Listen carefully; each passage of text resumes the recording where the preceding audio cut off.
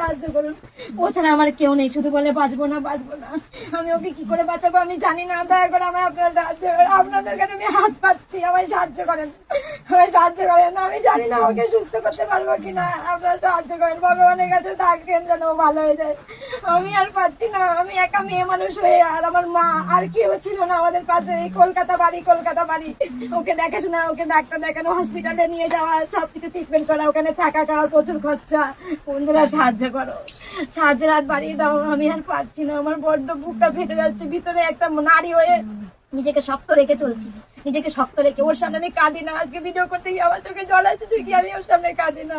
ও বলে আমি মরে যাবো। আমি বলছি তোমাকে আমি জমের কাছ থেকে ফিরিয়ে আনবো, ওকে সুস্থ করতে হবে। আপনারা আমায় সাহায্য করুন, সবাই একটু সাহায্য করুন বন্ধুরা, যেমন পারবেন আপনারা যতটুকু পারবেন আপনারা ততটুকুই যে একটু হেল্প করুন। আপনাদের কাছে অনুরোধ, সবাই একটু হেল্প করুন আমার দাদা ভাইটা যাতে একটু সুস্থ হয়ে যায়।